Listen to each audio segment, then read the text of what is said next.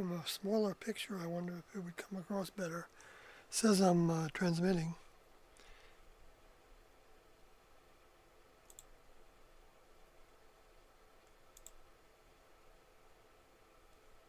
Yeah, I see it.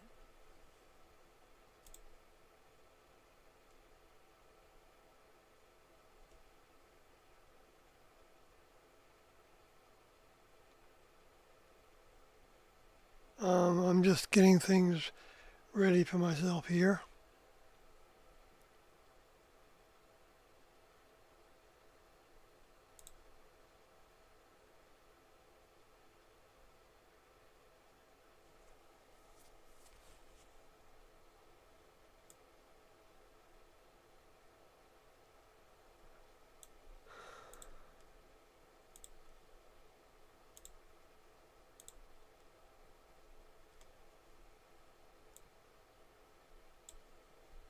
Okay, looks like there's a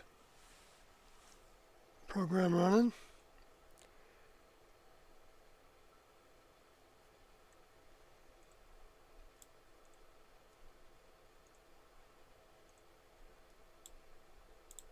So I'll pop the chat out while I'm here.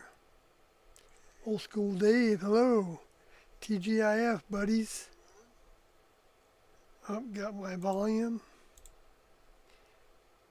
And Harm Van Houten is here. Hello to Sawyer and Kathy. Hello. Greetings to you.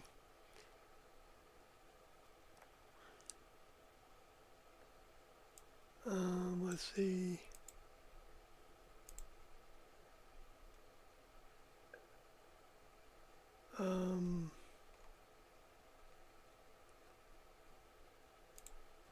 Yeah, you're gonna get the picture is gonna be like the planet from the Outer Limits. If anybody's familiar with that old TV show.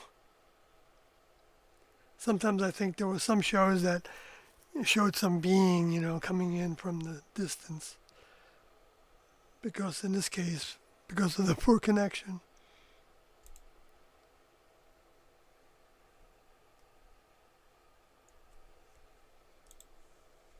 Did we get snow?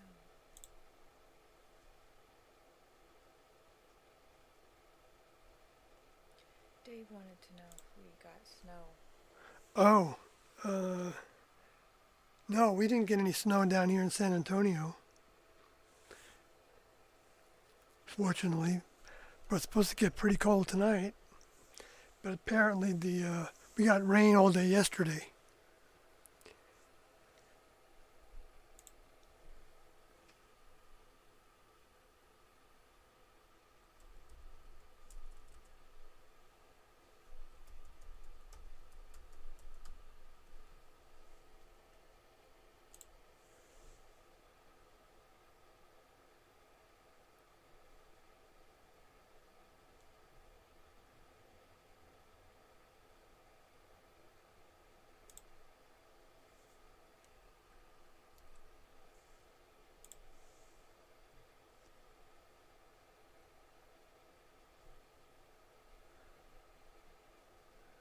Okay, goodbye to Facebook for now.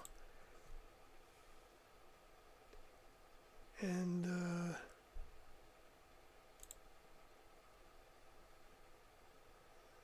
let's go over to Twitter. Twitter X.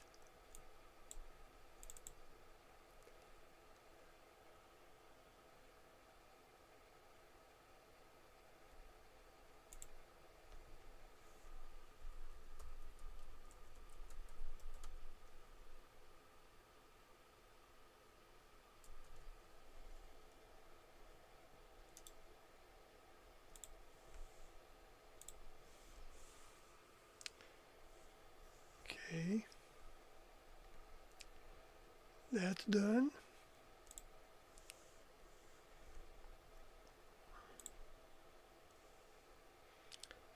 So I got Revelation 19 posted up there, but I wanted to start before I talk about Scripture and even some current events. Well, first I'll see what's going on in the chat if there's anything. Daniel Mills, hello. Good evening to all. And I love the Twilight Zone and the Outer Limits. And of course, I grew up with those. But a lot of people did because of the reruns, right? Mm-hmm. I know Kathy's seen all those Not all of them. shows. No? Outer Limits and the Twilight Zone. But I mean, I've seen them. But yeah, not all of them. Tales from the Dark Side, that's one I haven't really seen much of, I don't think. I have. It was on HBO in the 80s, I think. HBO in the 80s. Or 90s. But I think it was the... I don't know. Yeah, I missed that one. I might be thinking of Tales from the Crypt. Tales from the Crypt. Different.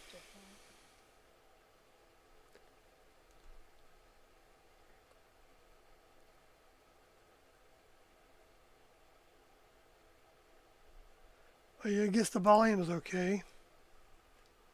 Nobody said anything in the chat. They couldn't hear me.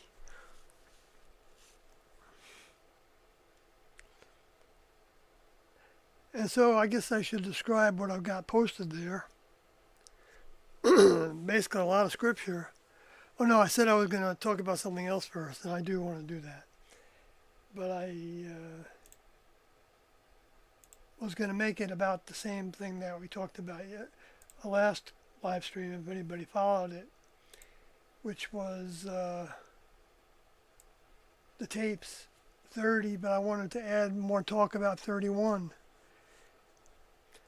especially in response to the question about whether Tiendo talked about gaining control over addictions.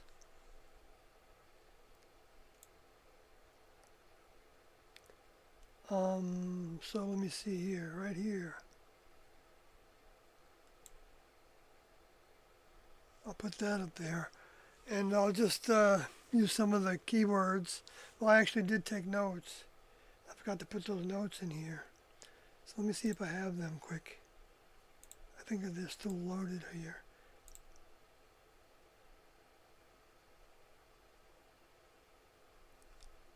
Yeah, there is. So I'm going to copy those notes.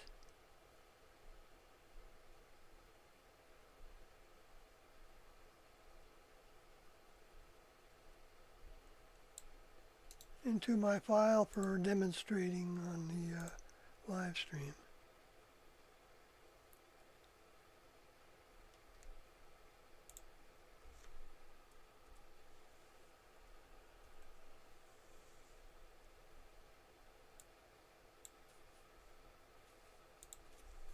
Make that proper. And I guess I should describe some of the nomenclature I'm using to show who's talking in these tapes. In this case, I just got Do, T, and Orthody in this example. Although a number of students talk during the tape, including Logody, and quite a bit regarding Logody's overcoming of his humanness, replacing the inner mind programming, the genetic programming, at the time that they were talking about as a soul in another tape that's to come, a few more tapes down. And also talked about that soul being like the spirit body that's being developed, which was initially talked about as being a metamorphic process in statement 1 that can be found in the Heaven's Gate book online at heavensgate.com. And so the metamorphosis was the idea that a human was actually capable of changing their body into a new body, and operated by the soul body. So in other words, the biology can change too. That's my understanding. And the way that Tiendo talked about using diet and health but primarily actually taking in the mind of their older members and applying it creates body changes to both bodies. It's growing the soul body and a soul or spirit body, however you want to look at it. And it's like potentially healing even the biological parts of the body that are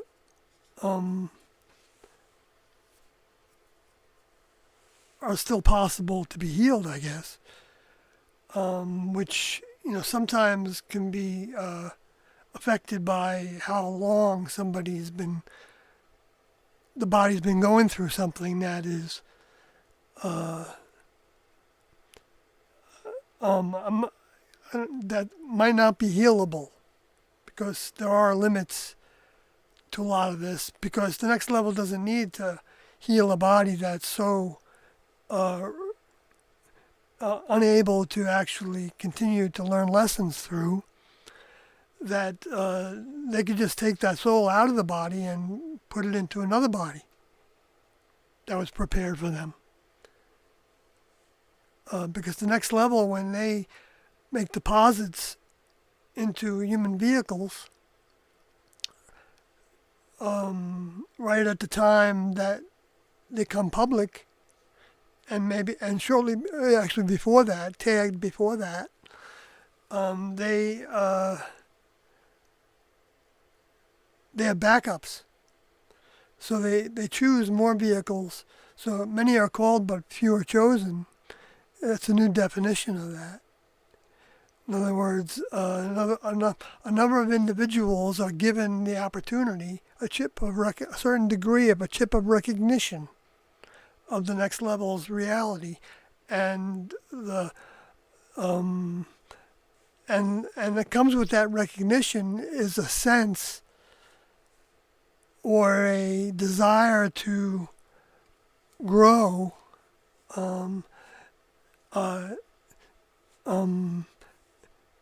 actually learning about what Tiendo are teaching, what they're saying, learning from their minds. And so, one reason that was, I know, on the minds of the older members, that stimulated the way that they exited, was knowing that would bring the subject back over and over again, so that individuals would have many opportunities to see that information or not. And not the information from the media. The media is going to say all the things against it. It's hardly anybody that's going to just broadcast it as it is. Because as it is isn't even that easy to understand and comprehend. So, how can you actually make a story about something that defies your imagination? Because the truth is actually greater than the fiction in terms of challenging somebody with what's possible and what's happening and what's reality and what the truth is. The reality, the facts. The truth are the facts.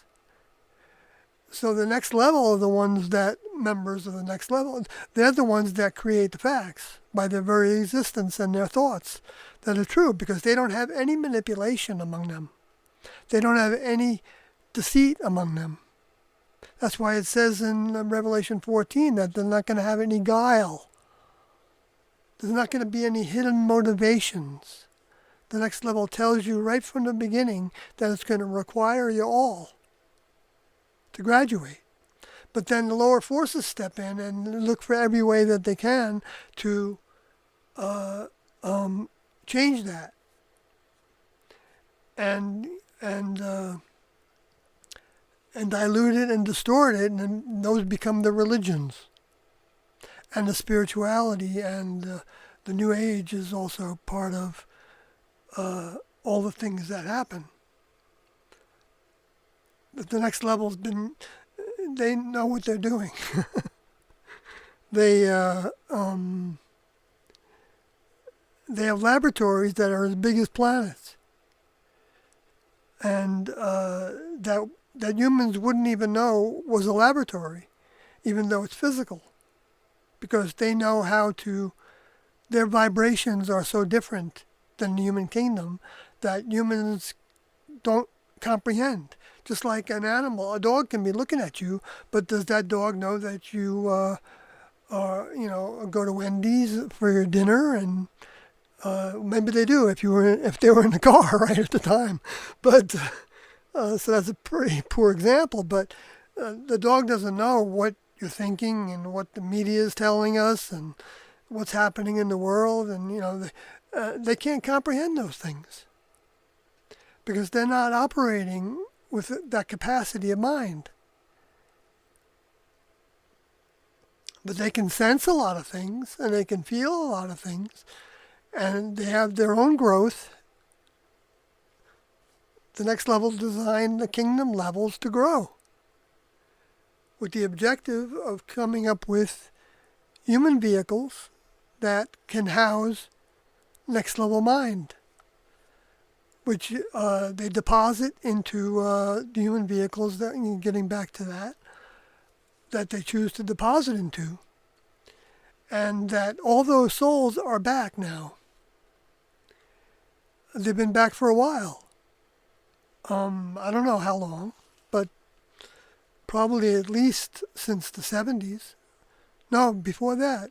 Because the vehicles that were attracted to Tiando in the 70s were mostly, at the middle of their life, so to speak, or earlier. There was a range, from the late teens, I guess, to the 40s at the time.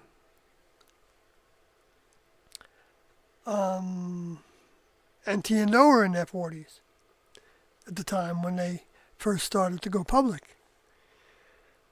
And Do went through his own birth to the throne, as it says in Scripture, in Revelation 12, and talks about that individual on the throne coming back in Revelation 19.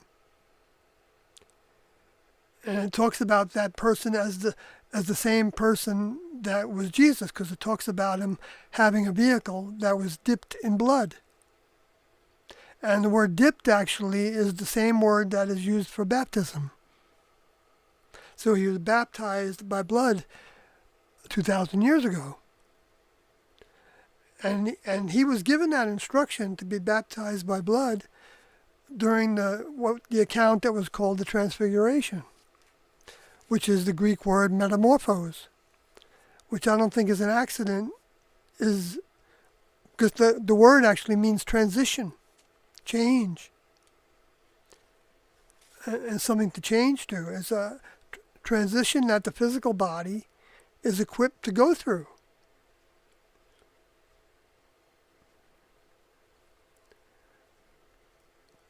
And demonstrate that they can heal the body.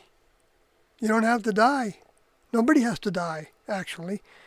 But it's been programmed into the genes that everybody must die.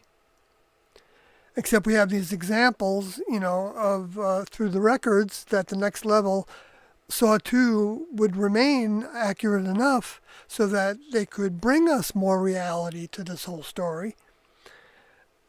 I got another thought came into my mind about how the definition of life and death. According to Jesus and the scriptures, life is becoming a member of the kingdom of God and becoming pure. and and death was when there is no life left or no potential life left in that entity, in that soul. And at that point, the next level decides to recycle, and that's what you see depicted in the book of Revelation happening. And I could go through every verse, well, most every verse. I was puzzled by a bunch of them, and that doesn't mean that I know the absolute interpretations to everything. I don't. I can always, change and grow. So I need to be open to that, because these weren't depicted by Tiendo as being 100% reliable. I already saw examples of that with like the definition of the word, that English word beast, and which talks about it in two ways. And one is like a somebody that exists, somebody that has next level mind, somebody that has I forgot the actual definition in the Greek of that word zoon. I could look it up, but it's a living, that's what it was. It's a living being. And I think that it was even called beast because they were talking about a living being occupying a beast vehicle, a mammalian vehicle in particular, which is what a human vehicle is. But it's a very special mammalian vehicle because it's a stepping stone vehicle to becoming a member of the next level, where one is given a new set of clothes. And that's why they talk about it as wearing cloth, linen cloth, because the linen was the kind of materials that the kings and queens would wear, and everybody in their court. The more expensive clothing, the finer clothing, the softer clothing, where the burlap that things were made of, that the poor used, from the cases of beans and stuff that were used for transport. I don't know, they probably still had to buy it or work for it, but some of them probably got it for free. It was hard on your skin, harder. It's not fine. So they're distinguishing at least two kinds of vehicles in the scriptures that the next level members have. And even Paul talks about how there are some vehicles that are animal vehicles, and there are some vehicles that are human vehicles, and there are some vehicles that are celestial is the word used, celestial bodies. He talks about bodies. He didn't use all those words that I just used, but I'm giving my interpretation of those words, which I thought was a good indication that of the physicality of the next level vehicle. To think that their vehicles are strictly spiritual vehicles, in other words, using the word spirit as an etheric definition, is erroneous. Even their soul bodies that can be just like their denser vehicles that are grown on a spacecraft laboratory, can be invisible to humans, are not etheric. Etheric is strictly, I think, the way I understand it, a frequency vehicle, a frequency organization, let me put it that way. And we can imagine that a frequency organization, something that's an object that is based on frequency, we know that exists because that's the way computers talk with satellites and things, through packets of digital information organized into objects. And I learned object-oriented programming when I was still in the classroom, when it was first starting in the 80s. and it's interesting how many comparisons there are. But just so you know, if you hear T and O talking about the computer, when they're not talking about a silicon computer, they're talking about actually the inner mind is the computer. And it's the inner mind that we're programming when we're trying to conquer an addiction. So that that inner mind grows to not even want that addiction anymore. But it takes diligence, and it takes repetition, and it takes simple programming. Even saying, I don't want to do that anymore. I'm not, but actually what you want to do, the programming needs to be positive. So you find ways of saying things that are going to say, I can conquer that substance use. I can, whatever your words are. And then, of course, you can't just say that and expect it to work. You've got to do the things that are required so that you're not around that substance anymore. So that you're not reminded over and over again of the thing that you found some solace in doing, if that's what you used it for. We can be in pain in a lot of different ways and be used to that pain, so that we want to, find ways of, self-medicating, as it's talked about, right? And I don't think there's anything wrong with any of that, but to become a member of the next level means conquering all those things that we use. And so to what degree we each choose to conquer our addictions is solely up to us. To what, how often, what degree, and you can see that Jesus was even teaching a beginning degree to that, as Moses was.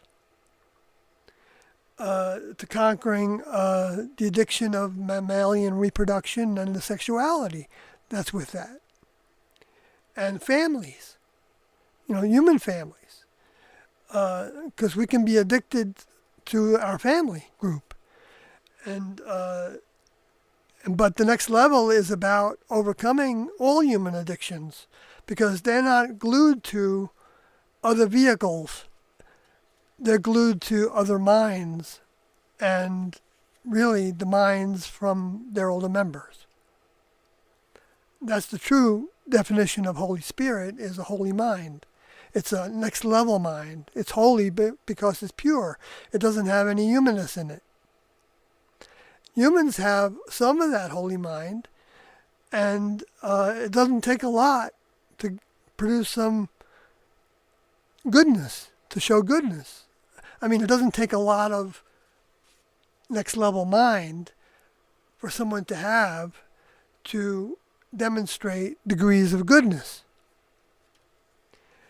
Even though there's more negativity in the world, by numbers, like a number of how many vehicles, how many thoughts, how many, however you want to put it, there's a lot more negatives, people that are generally negative, and by definition of the next level's definition.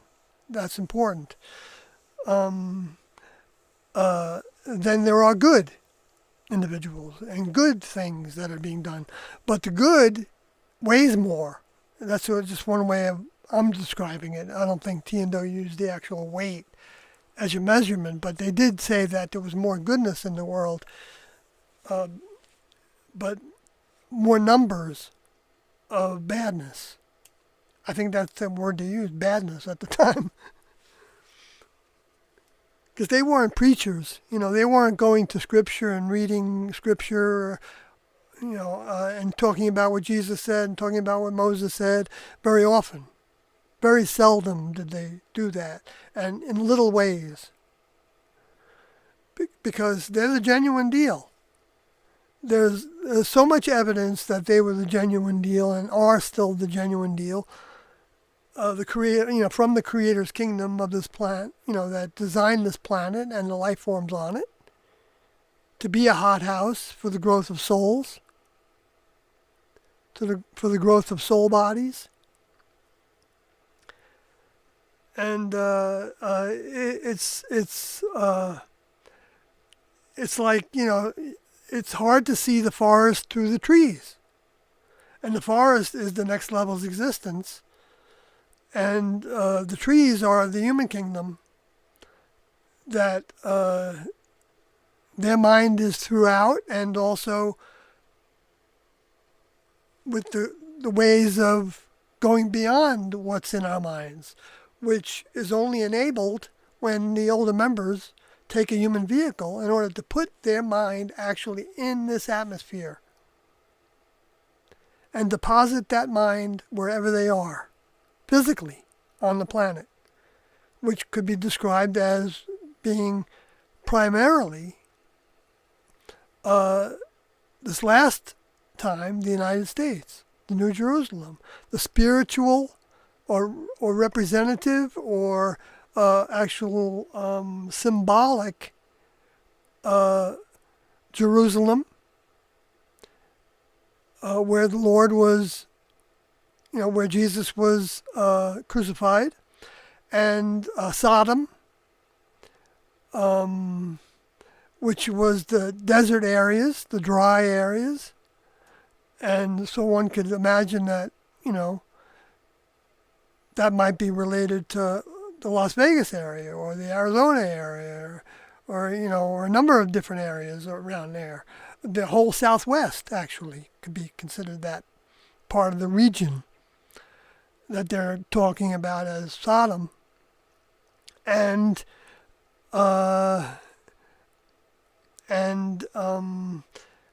Egypt as the even bigger area, which would be the country, which could be considered to be the United States in that terminology, all those comparisons come from Revelation 11.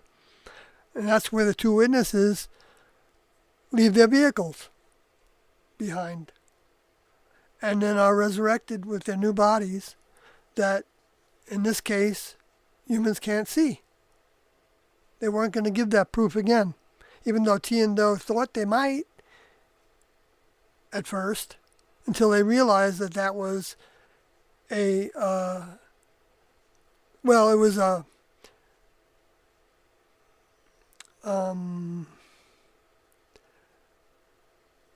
there were degrees of that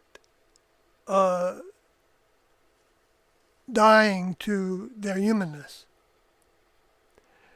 Now, just for the record, T and Do, Do and crew, but I believe it is accurate to say T and Do and crew.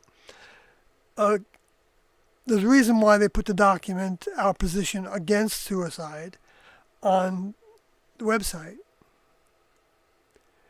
The Heaven's Gate website. You can go read that document, and you'll see that there's two ways it's talked about.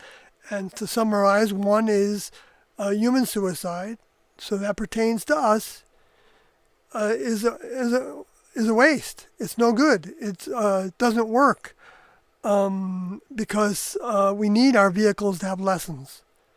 Who's going to learn about T and Do if they don't have a vehicle? Okay, now let's say they do. The people that do leave, by their own hand, whatever that looks like in the world, which is not encouraged, but doesn't mean that the next level can't take that soul and put them in a new vehicle. If they felt like they were doing the best they could under their circumstances, and they were growing in some way, that's a high potential. I think it's a high potential. Or they may think that it's not a time for that. They may think that, wow, that, the way the world is, they still hardly stand a chance to conquer whatever they were dealing with that led them to leaving their vehicle before it was maximum use of that vehicle. And so then in that case, then they might then put that soul on storage, or that spirit body that's developing in storage if they don't if they were never given a soul deposit because they weren't seen by the next level as a vehicle that was needed to potentially house a returning soul that could actually even grow to graduate. Might have been more of a first-time soul, or a spirit that had developed in a lot of ways, but in some ways hadn't at the time that they were living. And so there's nothing wasted in the next level. So the next level, when the human vehicle dies, can take that spirit and put it on ice. Even take that younger soul and put them on ice. Or even take a soul that may have had a lot of experience, but wasn't learning all its lessons, which Doe talked about, that there were some even potentially among him that left with him, among the 38 or the 4 or 5 that left immediately after, within the first 3 years or so. Anyway, so they would have to return to further overcome their humanness, because this is not an easy task, overcoming humanness. I'm not saying what I'm doing is that task. I'm doing parts of that task, but there's a number by talking about it, I'm doing a part of that task, and which is a lot easier for me to do than, well, I get lessons all the time. I don't know anybody that thinks that they don't get a lesson, something to grow from, experiencing. The standards aren't very high. Or they don't think that the next level exists, and so they don't put a value on what other people that do recognize a certain amount of the next level's existence in whatever terminology, kingdom of God, kingdom of heaven, are trying to abide by the lessons like 2,000 years ago. Which one of them was to, if you're gonna have a partner, then just have one partner you're committed to, with all your love. That was the intention of go forth and multiply, was multiplying next level minds, so that but that was the Jesus stage. But the stage of T and Do was that you're not going to have any relationships with any other humans. I mean, relationships in the terms of like a marriage and raising children and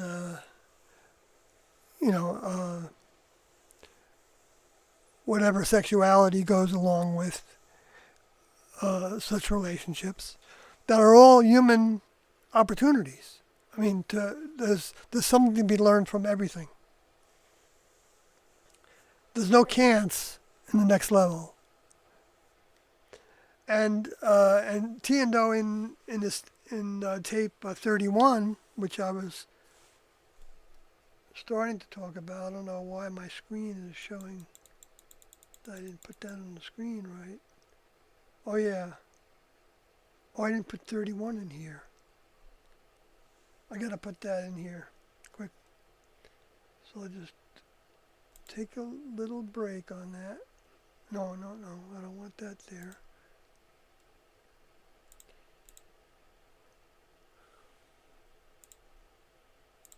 So I want that back, sorry.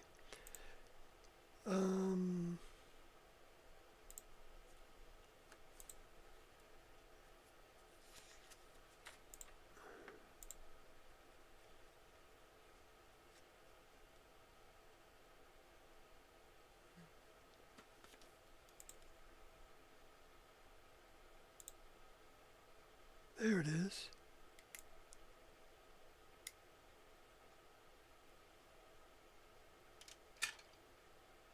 I thought I did put that in there.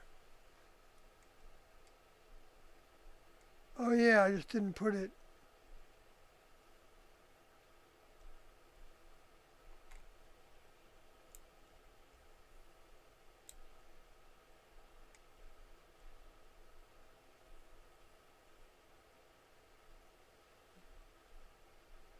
Sorry, I'm just... Oh, I see. Okay. I see what I didn't do. I didn't copy everything I wanted to before.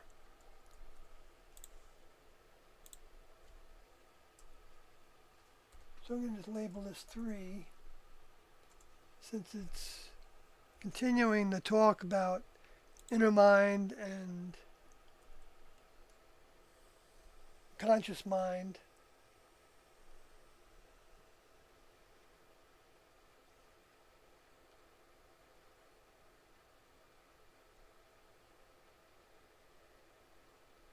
So let me go through that a little bit. First I'll go to the chat room.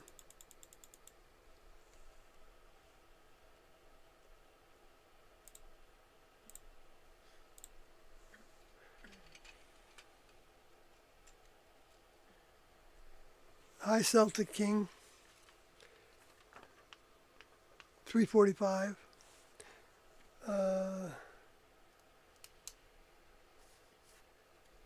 Hopefully I'm still online. Okay, this is still clicking. Because I know there's a delay and everything. It says I'm still going with my crazy picture. That's all distorted. Mm-hmm.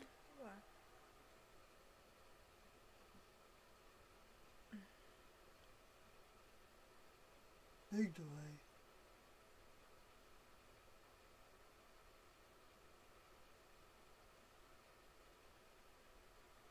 Every once in a while you see my face, but it's wild how much of a delay there is. There it is. Finally got to where I put my face close. I was just trying to see whether it would get, the real thing would be picked up better, or if it's better. It might be better at more of a distance, actually.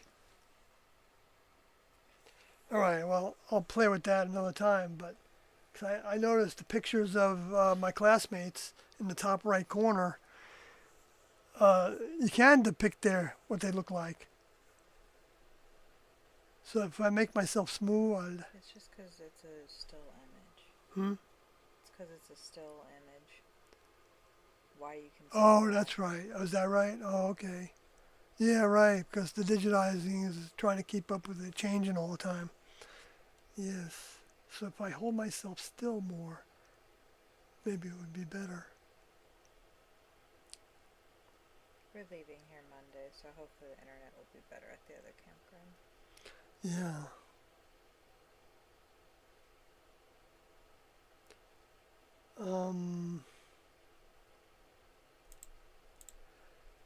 All right, so I'm going to continue on with what I was talking about on tape 31, because I haven't really done it justice yet. Looks like you can read the words, so that's a good thing.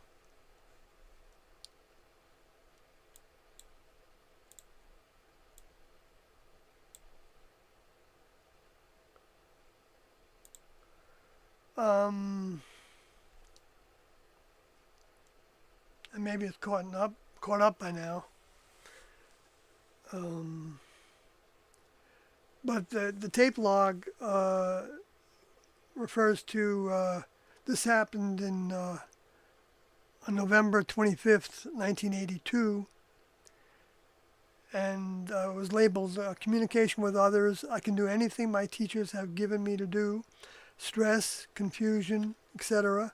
can interfere with inner mind programming. Replace negatives with positive. Human and next level does not. And actually it was cut off there because that's the length of the file name actually. That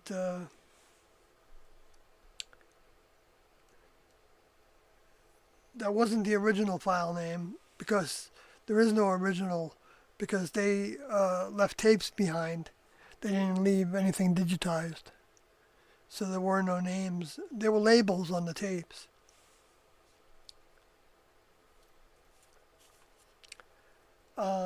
So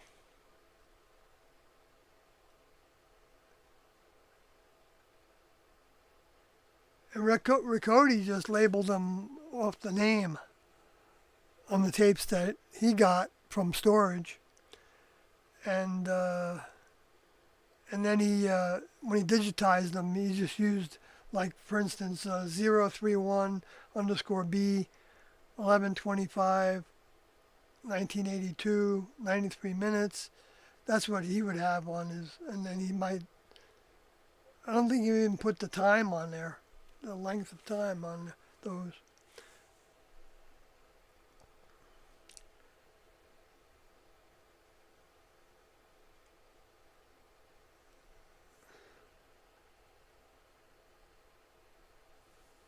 Anyway, that's beside the point, probably, for most people. Don't really care about that. But, okay, so this tape, at one spot, Doe is talking about, and this isn't in my own words because I can't type fast enough to actually get all his words right. So it's just my notes. But he talks about destroying automatic. In other words, doing things automatically. Because the automatic things are what's in our inner mind. That aren't really also conscious minds. We have a lot of thoughts that are automatic thoughts. You see something the same every day, I think you kind of have the same kind of thought about it. I don't know, they didn't give any examples like that, but that's my interpretation of that. But,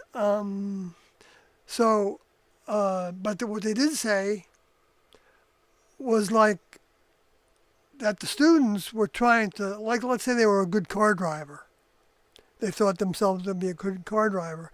Well, they're going to be driving differently when they're in a next level classroom, like T and Doe were holding. Okay? Because they're going to be now thinking about how a member of the next level would drive. And the first actual ideas about that, to define that, would be whatever T and Doe said about doing any task for a member of their crew, a member of their laboratory crew that were training to become members of the laboratories in next level spacecrafts. Would do, and that would, like, one would be a check partner, having a check partner.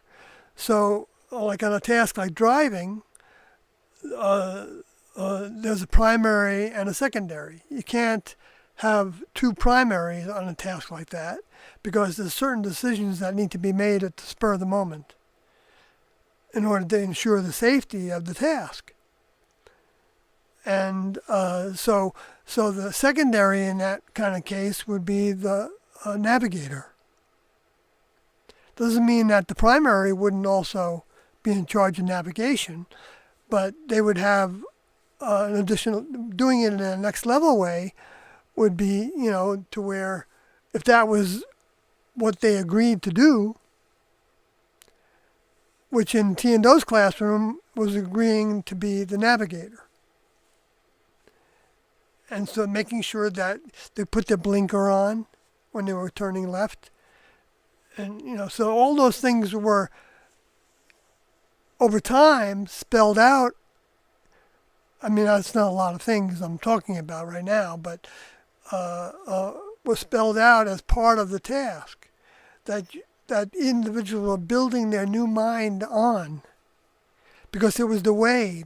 Like Jesus said, I am the way, the truth, and the light. Is because the way is his ways. So if he was making bread at the time, then the students would want to make bread the way that he made the bread. Not that he needed them to do that because of some ego trip, which is what happens with the false prophets and the false teachers. They thrive on people mimicking them or thinking like them or having their interpretation of things or their emotions about things because they think that they represent higher ways, even though those higher ways may be strictly associated with the people that have, in the human kingdom, that have power and wealth and power is, I think, I could be wrong. I'm going to philosophize a little bit, but to me, I don't know any. Well, I don't know how many people consciously thrive on power. I think it's something that comes about. That somebody thinks that they're in this position because they need to be the person that pulls the strings on this or puts this into motion and allots this much money to this budget and it was and I guess I'm bringing that up related to what's happening in California and I don't know why all these fires started now in that area, and particularly, the LA County vicinity. But I've been watching the escalation of the California fires all over California, but also Oregon's had a bunch of fires, Washington's had a bunch of fires, Canada's had a bunch of fires, Montana's had a bunch of fires, New Mexico has had a bunch of fires, Texas has had a bunch of fires. I mean, there's been other states east of the Mississippi, but primarily the fires have been escalating in number and sometimes in size, but even though you could find in the history books fires that were even bigger in size and devastation of property and people, like the San Francisco fires and the Chicago fires in the early 1900s. So it's I think the next level has they're involved in some of these things. Whether it's a lab doing it or whether it's the result that they know that there are people that will have those thoughts to try to start those things or be careless in certain ways if they know that the degradation of the society will get to a point to where these things are going to happen and they're no longer around bringing the positive to where the negative can thrive more. And so they know that that's going to happen and they can even predict it. And yet it won't look like it's coming from their activity or lack of activity trying to prevent it by probably most of the humans. And so when the religious say that, oh, God's doing that and God's doing this, well, we don't know what's stimulating the fires exactly. I mean, we have some ideas. Some people toss around the laser ideas. I shouldn't say ideas because that's the New York way of saying it. But which I used to get ribbed about that in the classroom a little bit because there was a little bit of ribbing, but it was honest. It wasn't harmful ribbing. I never felt put down by the ribbing, the little bit of ribbing that I got for having a New York accent. But I did try to change my accent so that I wouldn't say idea, I would say idea. Is that right? I'm looking at Kathy to... Idea. Mm-hmm. Instead of idea. Right, no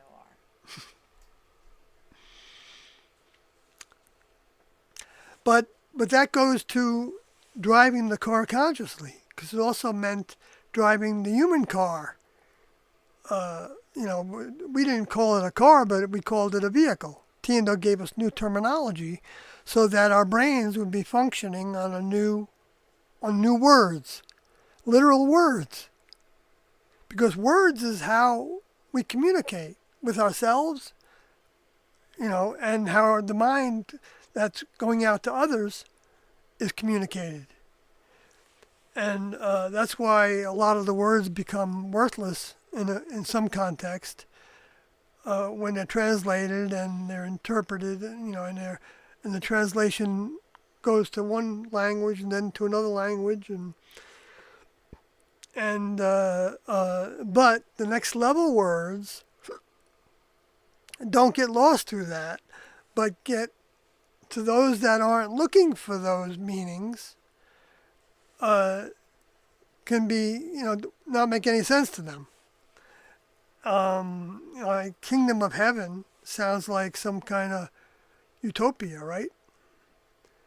Which they've translated to be on earth. When the kingdom of heaven can exist on earth, it's the kingdom of the elevated places where the sun and the moon are and the stars, and it's the elevated mind, the holy mind, the pure mind, the true mind, the reality of the next level. Their thoughts are the pure words. And so if we put their thoughts into a new framework of words, then we're talking about the new ideas that those thoughts represent of their reality. And so T&O came and took vehicles that had a Christian upbringing, so they knew all that terminology, and they respected a lot of that technology and terminology for what it originally was depicting of the words that were used by Jesus and his disciples, and before that Moses and his students, and changed it so that, well, they weren't changing it. They were bringing more of the reality of the next level to the wording. And so they used evolutionary level above human to describe the next level. And they used human individual metamorphosis to describe the transition of a biological entity into another biological entity, even though the biology of the new next level vehicle isn't the same exact biology, but it is a living vehicle. It can, I don't know if it can function on its own. Like a human vehicle can function on its own. I don't know if a next level vehicle can do anything automatically without the mind, but it doesn't really matter. It might have a set of programs. Well, I think it does have a set of programs that need to be learned by the mind occupying it, by the soul occupying it, to use.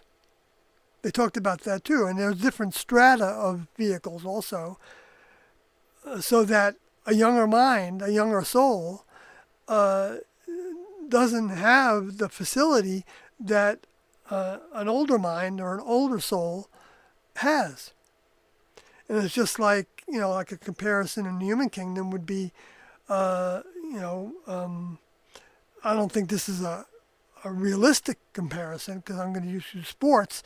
One person in sports can run, a 4-minute mile or whatever it is, when another one can't.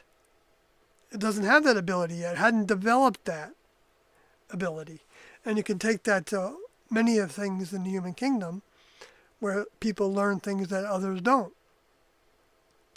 And so the vehicles then, even genetically, have certain capacities to do certain things a little more easily than somebody who didn't come from a genetic background with that capacity. But, just went after it on their own, wherever they wanted to go to develop it. But they might not have as much skill in that same development, but who knows, what's possible, because there's no chance So somebody can develop just as much skill, I'm sure, in one lifetime as somebody developed over many lifetimes. Some spirit developed, the mind developed over many lifetimes to do. Because Tiendo taught that you can skip grades in school. That's why I'm saying that. So that, like they described initially that the whole human kingdom was like a school of 12 grades, and in the first 6 grades you grow to be the best human you could be. And Doe described that, I believe, the way my memory works, as you've got a successful family life, and you've got a successful career, and financially and doing pretty well for yourself, and you don't really have any worries. You've even got your burial ground, your plot in the cemetery paid for, and you've got your your kids, you got paying for their education, and you're involved with philanthropic things, and you've got your religious ideas in a place that you're comfortable with, and but then that's just a 6th grader. You could have many people that are in politics right now that they are in a 6th grade relative to what the next level considers to be ready for graduation. And they can look like they're intelligent, they can talk really well, they can have a lot of information in their brains, they can, run countries, run businesses, and they could have all the degrees, they could have, they could be great doctors, and or developers of families, and and I'm not putting anybody down. I'm just saying that the next level they don't need they don't need anybody but their older members. Okay, but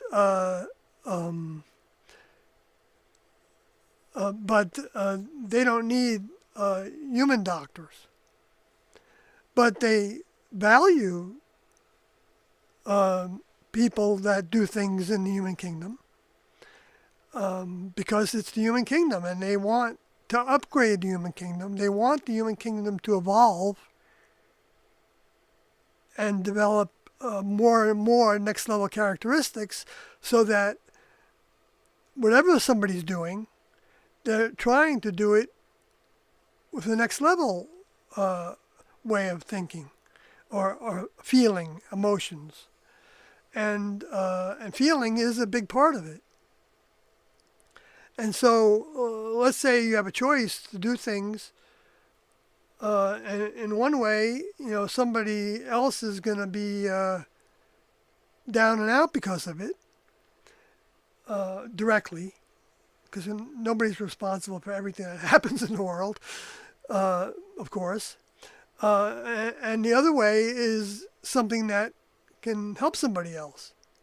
Okay?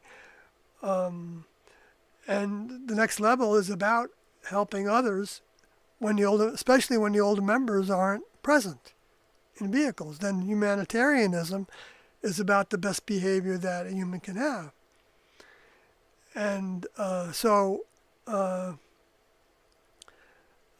but even humanitarianism is something that has to be overcome to become a member of the next level, because one will be shifting all their love, all their attention, all their mind, all their emotions towards their older members. And that's why Jesus depicted that, he's got a marriage partner in the students. The developing students become his, in that context, in that way of describing it, his wife, when it's really not a gender thing at all. In fact, many times when you see the word man used, it can be talking about Homo sapiens, and it can be talking about just, humans in general, without a gender. And it can be talking about men or women, even when it's used sometimes as men And that's a problem. But at the same time, whether we're in a male vehicle or a female vehicle or whatever, if we want to have other kinds of ways of describing uh, any kind of in betweens, then that's something to outgrow, identifying by our vehicle. We want to identify each other by our minds, by the quality of our minds, by the fruit that we have. And I think everybody, well, I don't know if everybody has fruit from a next level perspective, because you're not going to be manipulating anybody, you're not going to be deceiving anybody, you're not going to be, telling other people how to live. Because T&O didn't tell people how to live. They said that if you want to become a member of our crew, this is how you're going to have to live. Because in our crews, we don't have time to change diapers. We don't have mammals on board our spacecrafts that need to use the restroom or want to go out to a nice restaurant once in a while. Because they don't have that kind of that's human behavior, in the current civilization, right? Which is all opportunities and all useful for feeding our faces and having fun, because the next level does have fun, and they can think that, but it's just not the same kind of fun as like horses running in the field, can show that they're having. But we can identify with fun when we're using computers and doing things with art, and that's all perfectly good fun for a human being. And even a human being that's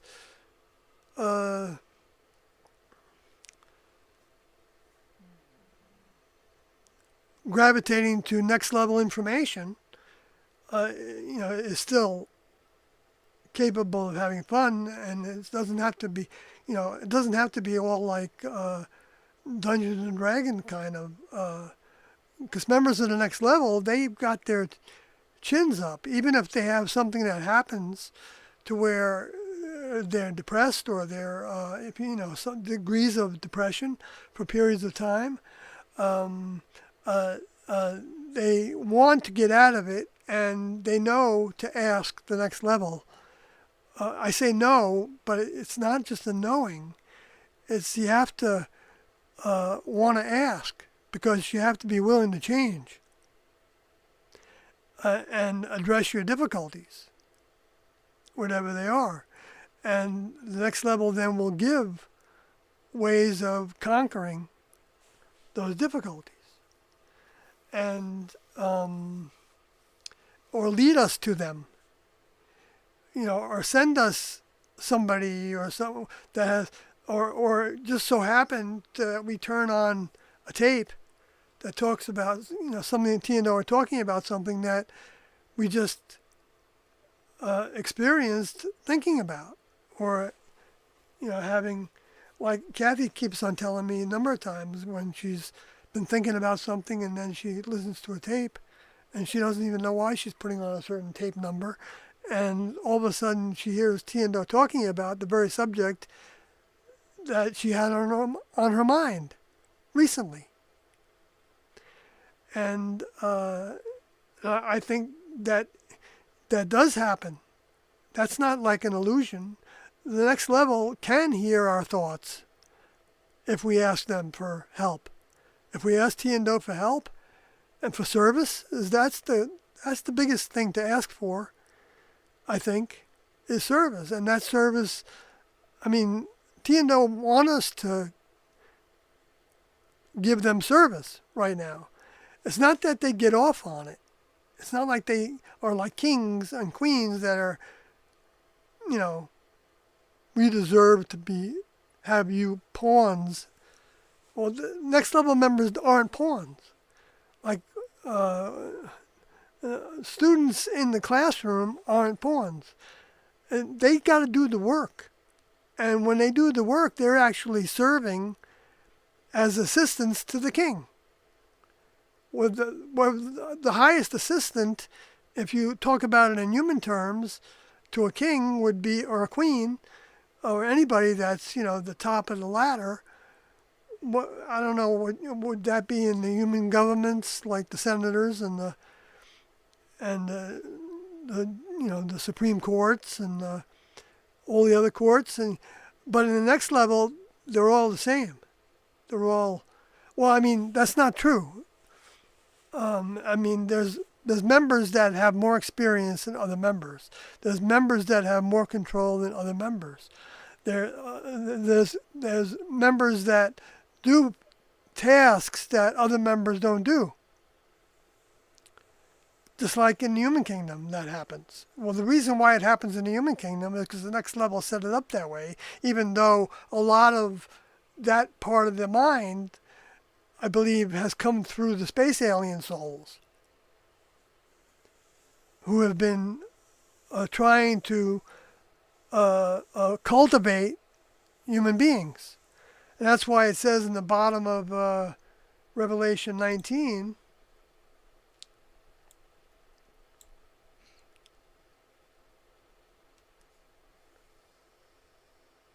it talks about Revelation 19:20.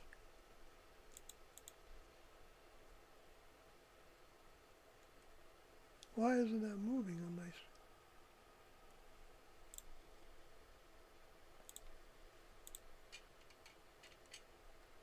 Oh, because I'm already on the bottom, I see. Okay. So I don't know if you can see that, but it says, and the beast was taken, and with him the false prophet that wrought miracles before him, with which he deceived them that had received the mark of the beast, and them that worshipped his image. These both were cast alive into a lake of fire, burning with brimstone, which sounds kind of like, to me, as like a lava kind of thing. But I don't know what that means, But it's of course, there's a lot of these words have been talked about for years and years and years by Christians, and yet I don't know. I don't hear from many that use some of the terminology that, or the ideas that. Well, I know there are people that have the ideas that I have, and I'm not the ultimate source of ideas about this, but I have a bunch of ideas that seem to work, and that doesn't mean that they're perfect. But like, you take the word beast in this usage on Revelation 19:20, and it's the word therion. Now, a therion, I've talked about this before. I know this is a repeat for a bunch of folks that listen to these streams, but there's sometimes new people, and I want to try to appeal to the new people. And since this is talking about the Revelation, the materials, then the third definition that I see in this Greek word therion, that comes from Strong's Concordance and Greek dictionary and Hebrew dictionary, is metaphorically, it's a brutal, bestial, savage, and ferocious. A brutal, bestial man, And so that would be a human that acts brutal, that acts like a beast, like, is acting like a savage, ferocious vehicle. I was hearing, we see the presidents, over the military. We see the military, the leaders, and they're acting like brutal, savage, ferocious people in the world. And I'm not saying that everybody in the military is that. I'm not. I'm sure there's many kind, considerate, and peaceful people in the military that join for various reasons. So that's not a condemnation of anybody. even the general. I don't speak for the condemnation of anybody. I'm just saying from their behavior. If you're sending a missile to somebody to blow up a house because you think there's a bunch of terrorists in there, you're brutal, you're bestial, you're savage, you're ferocious. And there's a lot of people that are not in that military that are encouraging you to do those kind of things. So what is the next level going to think about those people that are doing that and justifying that? And you can think of a lot of things that are happening in the world that, can be thought about in this one little verse. And many of the verses talk about this. This isn't isolated.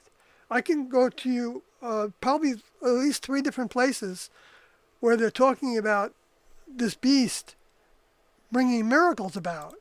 And look at that word miracle. It also means it's used as a wonder, as a token, as a sign. And I just heard today from a pastor, a preacher of a church group or has some followers, that was said to have predicted back in March events that happened in Las Vegas and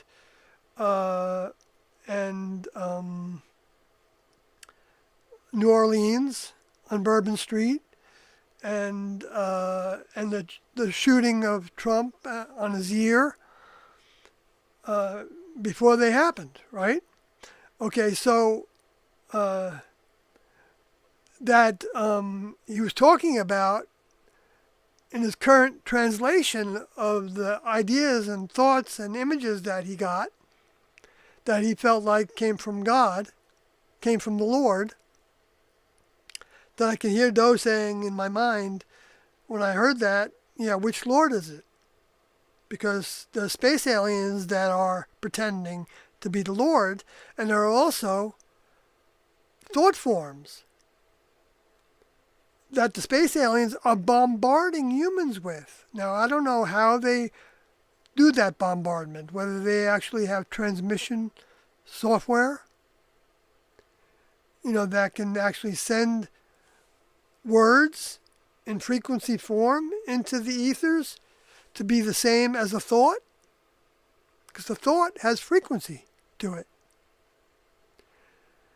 And so I don't know if they can do that, and they could bombard one person in particular, just like we have GPS devices that can go right to one person on, for the people that have the real sophisticated ones. Not the GPS, but the coordinates of and the satellites can see a specific human on the face of the planet in a specific place. And so if they can do that, the space aliens on the spacecrafts that might have been designed by the next level to be used by the ones that dropped away, they may be able to zero in on the exact person electronically, because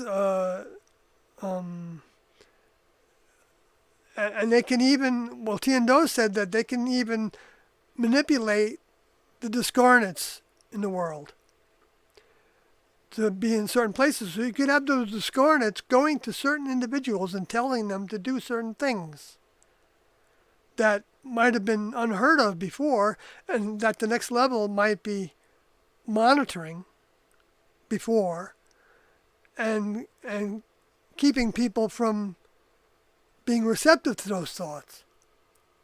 Because the next level can actually, they can do a lot of things with the spirit world and the mind and the thoughts. Because this is their baby. This is their experiment. It's an ongoing experiment. It's not the only experiment they have, but it's the one that's been designed to be a hothouse for development of souls by humans having the opportunity to seek out their help and their service and to be in their service and to uh, uh, be ready for the changes that must come from that service. And that's, there's going to be challenges. Everybody's going to have challenges. I don't think, I can't speak for everybody, of course. There might be somebody living in this town or this city or this mountaintop that's not going to, care about what's going on, and maybe an earthquake won't affect them, and maybe a rash of fires isn't going to affect them, and but for the most part, I think every human has situations that are going to continue to bring them challenges, so that they, whatever language, whatever country they're in, can experience further growth, so that the next level knows which spirits to put in this bucket of the grade in school and what to put in this bucket. Because that analogy of the 12 grades in school, where the 6th grade is the highest point, well, I'm not going to go through all the definition of that. It's in the previous minutes that I did, or hours I did, and but the next level is going to see to it that they get out of everything they got into, according to their own asking, so that the next level does something on the planet that stimulates challenges. Even you could say a tornado, or a hurricane, or solar flares, or even fires, volcanic activity, or even stimulate fires in certain places, to help humans move along and not get so embedded in their life to where they don't have a thirst for what else there is above the human kingdom. And then how the humans respond is up to them. And when I hear people saying, well, I'm just going to rebuild, I think to myself, well, they must have a bunch of millions in the bank, first of all, to do that. But they're going to rebuild what? They're going to rebuild with materials that are going to be able to survive a fire, just like they've been building with materials to survive earthquakes. And they don't know that things can happen in a more devastated way in the future. They think that's not going to happen because it's a once in 100-year event. No, to me, this is, and to Doe, and to, I believe, to T, regardless of how it started and why it started, whether it was directly by the next level or not, is an opportunity. And the people that say they're praying to God, well, maybe the next level is listening to them. But we know from T and Doe's mind, from the audio tapes, that when everything goes wrong all of a sudden, and then that's the time when somebody wants to pray to God, like Jesus said, well, I didn't hear you. You weren't talking to me all these years about anything. So why should I help you now? Maybe your vehicle isn't equipped to actually take any good steps ahead. And so maybe it's time for you to lose your vehicle, and you then can, be back in the human kingdom in a future time if you become something that the next level feels is beneficiary for the experiment going forward. And so maybe that's why some of the homes are spared. Maybe there's a spacecraft above that home that's keeping those flames from going to that. The space aliens might be able to do some of that too. I don't know. Because the space aliens have an interest in souls. And the vehicles that are holding those souls. Or it can take the souls that are coming off of the vehicles that they believe think and act the way they do, whatever that is. It could be there could be a vehicle that has a capacity to add to their ranks in some way, to help teach people how to build spacecrafts, or to how to travel into outer space, because that's what the space aliens want. They want to get off the planet. They want to have vehicles that can last forever. So they want people to do that know how to do that genetic engineering, or to raise funds for things that people gravitate to, that they speak well with. Can be like diplomats or contactees to help guide the people in that rise to power in government. They can. I'm not saying that they're going to take, that the space aliens are going to take vehicles, but they could. They could take vehicles of any age if they think there's a value to it. And maybe that's what's behind some of we know of the abductions, and we know of the experiments recounted by people that were in abductions where their children were removed from them and were even stimulated on a spacecraft, and then put down, and then they were visited again, some years later, and they brought them back, and they showed the baby that was born on the spacecraft, or that they just surgically removed from the spacecraft, from that person. They can potentially have, maybe they want doctors that can, I never thought really this way that much, but I don't think it's far-fetched. Even though I can't say that Tian-Do, went into that to that detail, and it probably doesn't matter. But perhaps, it can help somebody think a little differently about things that are possible. So the individual that was predicting the future, that appears to be maybe onto it, where did it get those thoughts? Well, like I said, it could be a space alien soul that is using that individual and giving them those thoughts. And that the individual could even know for a fact that there were individuals that were planning to do this arson, or that were stimulated to do that. And the same way that we know, I'm not blaming the FBI or anything, but we know that the FBI has been, I know for a fact, that they, right after 9/11, that they were setting up people that had a possibility to become terrorists, and even working with them, and even giving them a certain amount of access to certain weapons. And some were actually busted before they gave them the weapons that they said they were going to give them.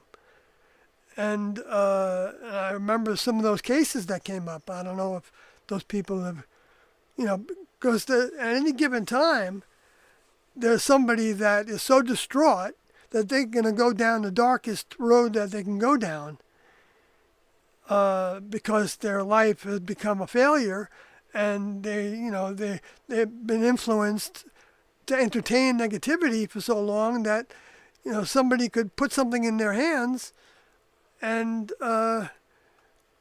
they become the robot to do it. And that somebody could be somebody in government, could be somebody, it can come through all different ways of happening, that the people that have vehicles that are alive justify.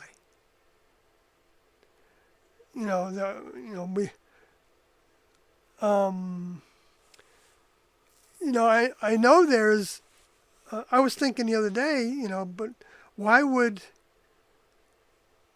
because all the different ways people are thinking, it's like, every which way under the sun. I mean, I was listening to a talk show host on a generally conservative show on the radio the other day, and she was saying, I forgot her name, but she was saying that On the internet, you can get somebody to argue anything. You can say they'll even argue the flat Earth, and I know that their argument for that, the ones I've heard about Scripture and things in Genesis and translations of certain ideas and thoughts, and you have people arguing that that Jesus already came. He said, like by that scripture that says that some standing here will not taste death until they see the kingdom of God coming. Well, the kingdom of God came when it picked up Jesus. The kingdom of God was there when on the Transfiguration Mountain. There were individuals that experienced two individuals that they said was Elias and Moses, and they asked Jesus about it, and he didn't seem to disqualify that was Elias, Elijah, and Moses. So, when I was reading that today, as I was preparing for this, because I was including some of that Transfiguration, Metamorphosis scriptures, and I came upon the one that was talking about those two individuals showing up on the Transfiguration Mount. That I think is in 3 of the Gospels. It's not in John's. It's in Luke and Matthew and Mark. But you can look them up. One of them doesn't use the word transfigure, or maybe doesn't use it as transfigured. I need to search for transfigure. There's certain different English translation. But anyway, so I was thinking about 1995, according to Rio, who was in the group for until the last several weeks to a month. He experienced seeing two individuals that he described as like glowing phosphorescently. And that's how it's described in the Transfiguration, that these two individuals showed up and they were glowing, and Jesus was glowing. And Doe said that Rio was told to go back to sleep. That's why he thought of it as a dream. And I don't doubt that at all. But other individuals, at least 2, saw those 2 individuals crossing the hall in one circumstance, where they were getting up to use the restroom in that Rancho Santa Fe. No, that wasn't there. I don't think, was it? Because I think it was 1995, and they weren't in Rancho Santa Fe yet. But then the other depiction of the 2 individuals that were phosphorescent looking, according to Rio, were standing over somebody in their bunk. And the vibe that the person got when I think it was Sam Odie who saw this, SMMODY, and I believe she described it as, according to Rio, as they were helping that individual. And there was something about somebody leaving the classroom soon after that event. And I forgot the name of that individual. Maybe Carlodi, if he's listening to this, or I need to ask him actually if he remembers, because he was in the classroom for, I don't know, during that, he wasn't in the classroom during that particular time, but he was in the classroom to where he knew of a number of the members that I don't remember the names to, because when they joined in 1994, I didn't have much interaction with a lot of them, or many of them, or hardly any of them actually, because I was in a separate location in Orange County, California, programming as my service to add sticks to our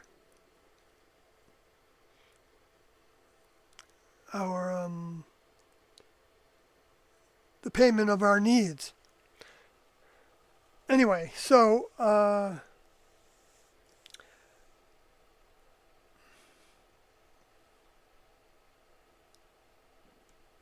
okay, Never go to the chat room.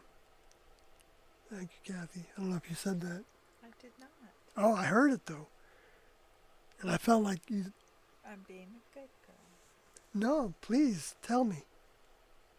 Yeah. If you think about it, I want you to tell me because there's a lot of things sometimes in the chat room that I really want to talk about instead of just talking. Because that could go on forever. I could not go to the chat room.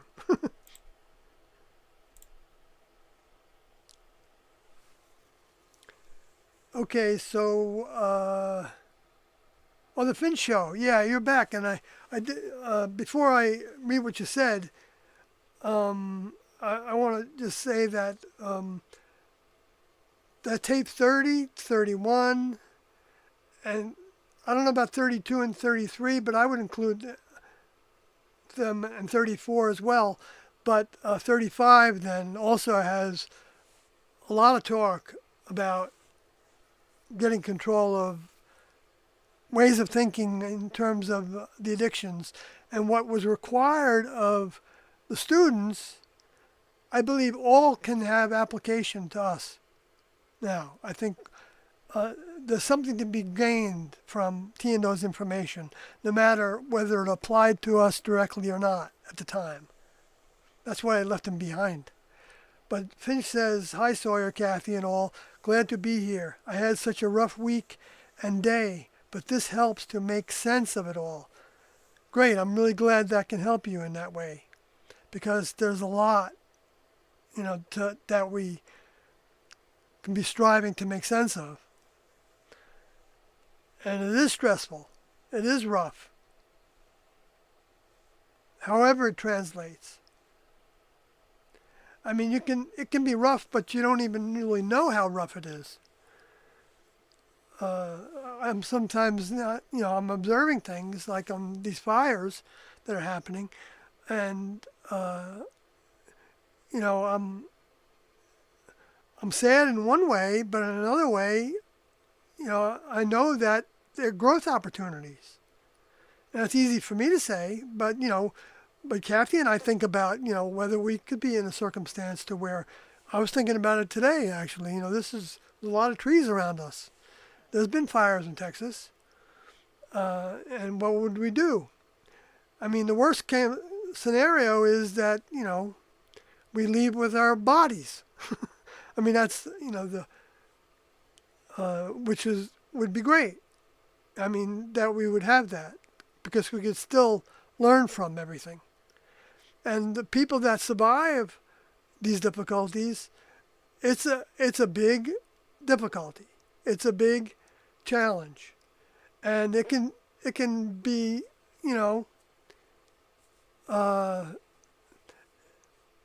I would suggest to Finch that, if you believe in it, in T&O to some degree, then ask them, how to make sense of this. And see what comes to you. See, which it might mean, I'm not saying that it will, but it might mean coming to this broadcast and getting some ideas that maybe wouldn't have occurred to you ordinarily. But that T&O referred to indirectly. And so I'm not saying I got it right. I'm not saying I got anything right entirely, but everything's in degrees, and I don't want to lead anybody astray. And I'm not making any money doing this, although I wish I could, get a good donation so I could do this more. But, that's not going to stop me from doing it as long as I can. And that's an indication. It should be an indication to somebody that there's something meaningful about this information.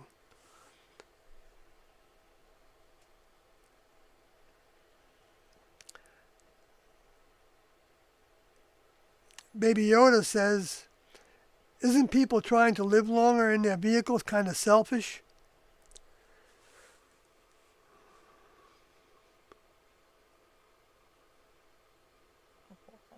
I don't think so. I don't think T and Doe would think that's selfish.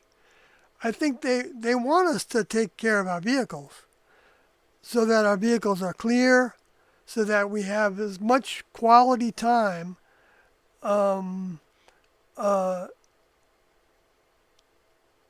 with the opportunity of gravitating to their mind and the representatives that they sent to us. So I don't really think of it that way. But let me read the rest of what you said. Well, yeah, it's about self, but we need to take care of these vehicles. But some people could probably live on pretzels, and I don't know if that's the best food to use as an example. But I like pretzels. yeah, I wanted to get some the other day, but I didn't. They're so hard. Oh yeah, they are kind of hard. What I should do is take the sticks and just like a lollipop until they were kind of soft. Anyway, so shouldn't we be grateful for the time that we are permitted with our vehicle versus trying to make our vehicles immortal? Well,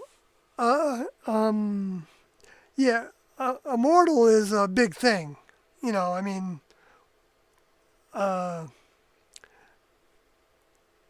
the only way somebody, in my opinion, is going to become immortal is if they graduate out of the human evolutionary kingdom.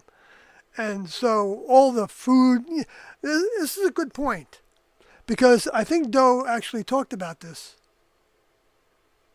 in a recent tape, to where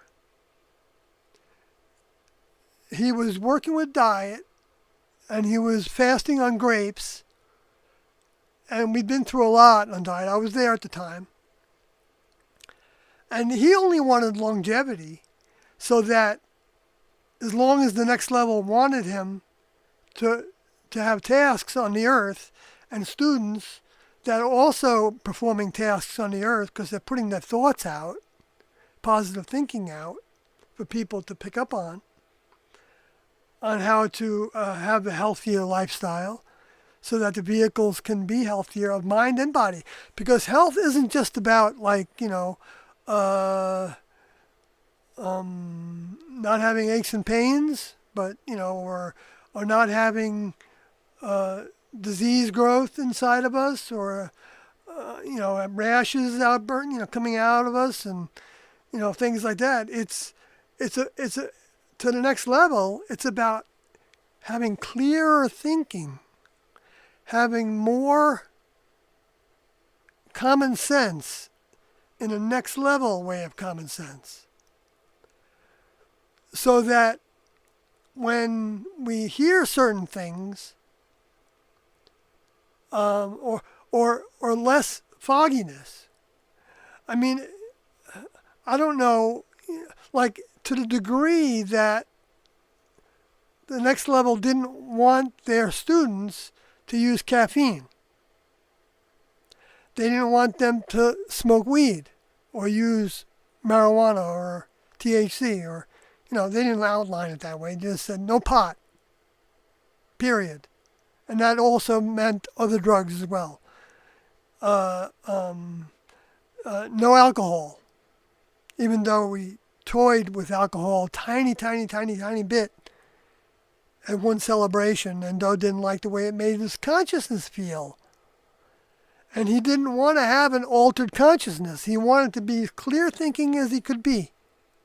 Because everybody knows that when you're on substances, you're not thinking clearly. I don't care what they are. I mean, you might be having fun and thinking clearly in that way, that you're having fun, and and you might think that you're able to write things better, or or do this better and that better, and maybe some things you can do better in some way because you're not so self-conscious about what you're doing, so you're going to do things that you wouldn't do ordinarily. And those things can actually bring you. We were watching some guy, he was, drinking beer through the funnel and the tube, and he was, throwing a beer can to the side, and he was having a lot of fun, and someone gave him a donation of $2 and said, could drink another can. Okay, so he's having fun with that, so that's profitable for him, I guess. to do that, and he's having fun doing it with a live stream. So, but that's not the kind of advancement that T and Do care about having. And and I wouldn't care about doing that. I just don't. I don't know. To me, I've got to be doing something that has some use. Whether it's art, like Kathy does with her coloring art. She's got relationships with people, and she's having fun. It's a way to to not be so serious all the time, and I do that with music, and so those things are perfectly good in my opinion, but they don't to me they don't dominate. They can. I'm not the judge of when they dominate and when they don't, and how much somebody does something and what they don't do. That's all, crazy analysis that you might find in the psychology textbooks in some way, like the way that Freud was seemingly preoccupied with everything being related to sex and even sex with their mother and father, which I can't identify with at all. And yet, he's put on a pedestal in some ways by some people. And, anyway, so I'm getting off the track, but yes, grateful that our vehicles, for the time that we are permitted with our vehicles to have, yes, and the way we show gratefulness and have gratefulness, to me, is by, if we believe in God, then saying to God, thank you for this opportunity, and what can I do for you? That Lord's Prayer was, thy kingdom come, thy will be done on earth as it is in heaven. In other words, I want to know what you would have me do. If somebody's, believing in God, but it's all about what they want God to do for them, that's being selfish in a human way. But the other way of selfishness is when you want God's will to be through you, through us. I'm not talking to you in particular. I'm talking about anybody that wants to subscribe to the highest they can be, the great, the best they can be, and they want to go in that direction with our thinking and our acting. And in the classroom, that was brought to the nth degree, so that, like Jesus taught, their whole body would be filled with light when they made their eye single, when they made their vision, when their idea, their direction, single-minded. That's when the whole body can be filled with light, with the power of the next level, the Holy Spirit of the next level. Because it's a process. It doesn't happen by saying, well, I'm born again now, I'm filled with light. I'm accomplishing what Jesus said there was to accomplish. No. That what Jesus was teaching was the beginner's guide to graduation time. And then that was changed into the religion that made it into the country club way of thinking.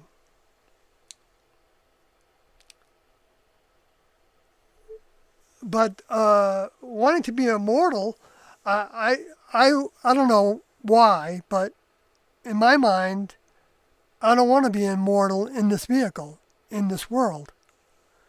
I just don't have that sense of wanting that. I mean, it doesn't mean I don't enjoy my life in a lot of ways. I do. But from that immortal kind of perspective, now you're talking about next level. You're not talking about above human, because it's in the next level where there is immortality. But perhaps what you're talking about, what you're picking up on, Baby Yoda, is that people that are striving for that immortality, which there are humans that are striving for that immortality. That's part of what's behind, in my opinion, uh, the technology of injecting a small amount of a substance that you're trying to build your immune system to fight against, in order to gain health over when that immune system is not working that well to combat disease. And so they want the little secret pill, whatever they call it, the one solution. And so they started working on the RNA, which is the programming of the cell, of that, whatever that cell is, and trying to stimulate that program to develop its own program to fight whatever the disease is, instead of having to try to come up with a new medicine for each variation of that same virus, which they do. I mean, I heard somebody the other day say that the medicine for the flu was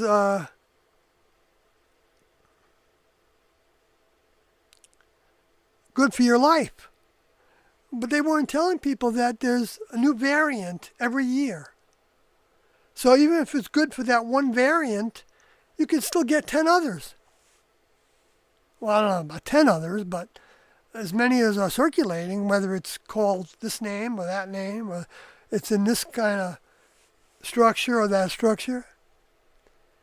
That's deceitful to tell people that in a short statement, to me.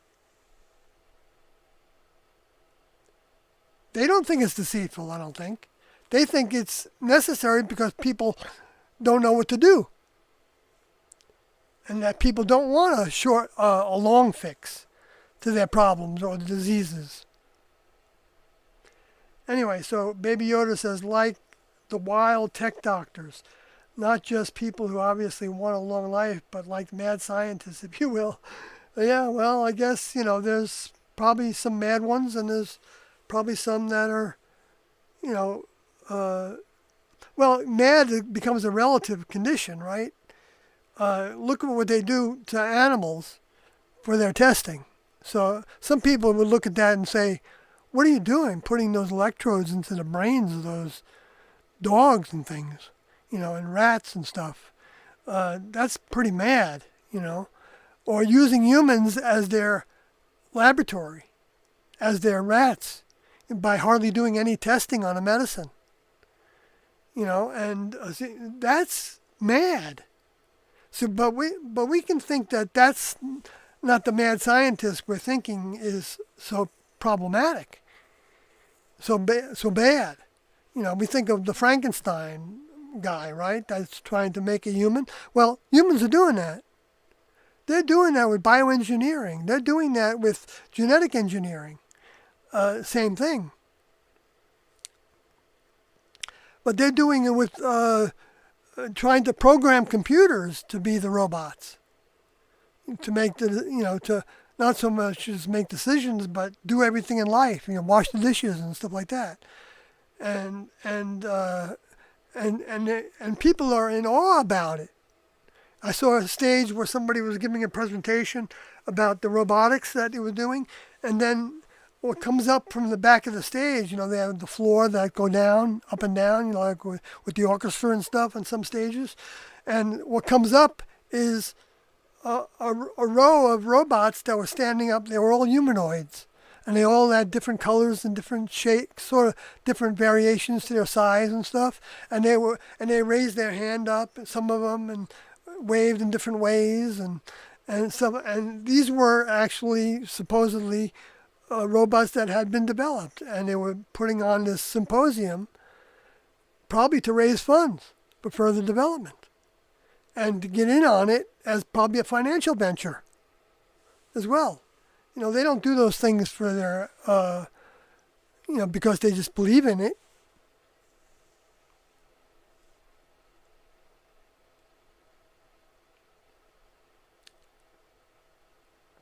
generally speaking.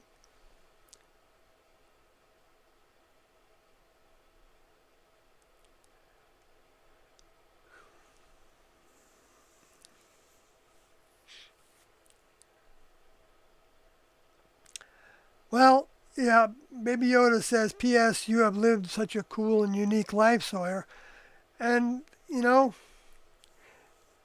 it's like, gosh, with what I've gotten from T and O, uh, it's nothing.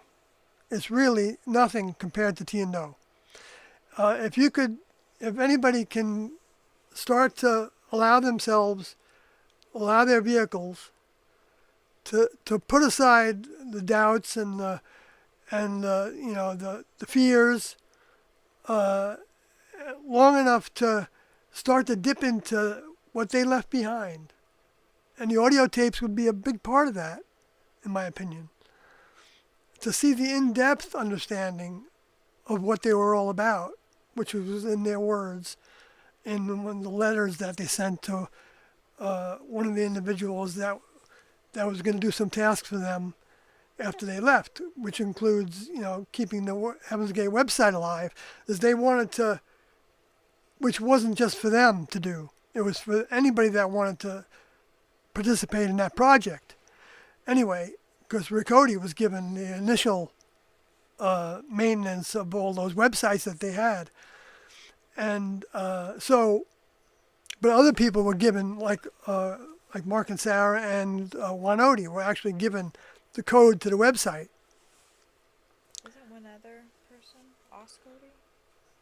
I don't know if he got a code to the website because I never saw his yeah, he got letter, maybe more than one, I think. That got the task of putting the Heaven's Gate information into a book form. The book, publishing it with the Library of Congress. That was an instruction they got to do.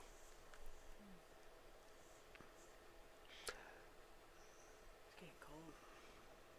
So I appreciate the positivity, Baby Yoda. Yeah. Jeff Barnes says, greetings. Hello, Jeff. It's been a while since I saw you hang out here. I guess, maybe, I don't know. The Finch Show says, thank you for your kind words in referring to the tapes. I already feel more connected from an hour and a half ago. The growth is not always easy, laughing out loud. That's right. It's not meant to be easy. Actually, Tiendo said that the human kingdom was not designed to work. It was designed to be a stepping stone to membership in the next level above human. And that's why you don't see human solutions working. I'll give you an example, in my opinion, on how a human solution doesn't work, is when you give $600 million to Los Angeles Airport to upgrade to make it more carbon neutral.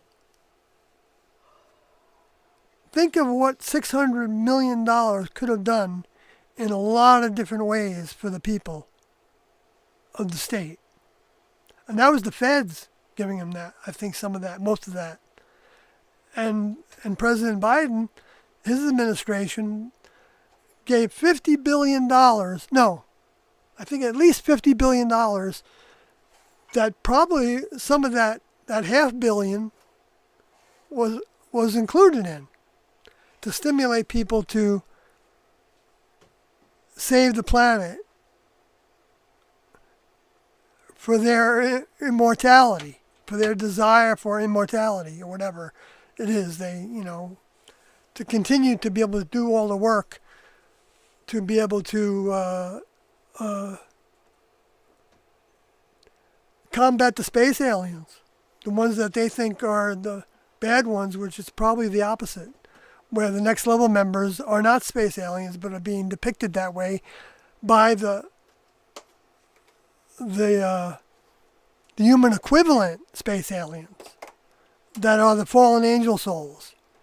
that are the Luciferian, the ones that were depicted by Enoch to be the Watchers, and the ones that were depicted in Genesis by Moses in Genesis chapter 6 to be the sons of God that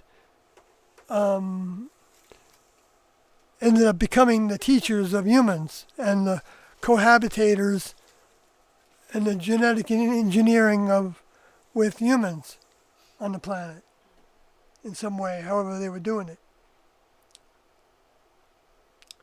Anyway, so, boy, that looks good. Kathy's having a croissant, a little baby croissant with peanut butter, dipping it in there. I'm getting hungry, and so I'm probably gonna. I hate to say that my stomach is in charge of how long I do a live stream for, but it's energy also. But I definitely get hungry when I talk for 2 hours. The Finch Show says, thank you for your... Oh, yeah, I already read that. But I said, I read all that. So I'm glad that it's helping you, the Finch Show. Finch. Finch was called Finch before he was the Finch Show. I gotta see your show sometime. Would you share the name of the diet again that Doe shared with the class? Yeah, it was the Transfiguration diet. Transfiguration, just like in the records. But there's nothing spiritual in it. There's nothing religious in it. There's nothing. There's no next level. Talk about the evolutionary level above human, or the Tian-Do, or from the evolutionary level above human. It's completely what I think Doe would call. Well, not generic. That's not really the right way to say it. But it's technical. It's technical. What he felt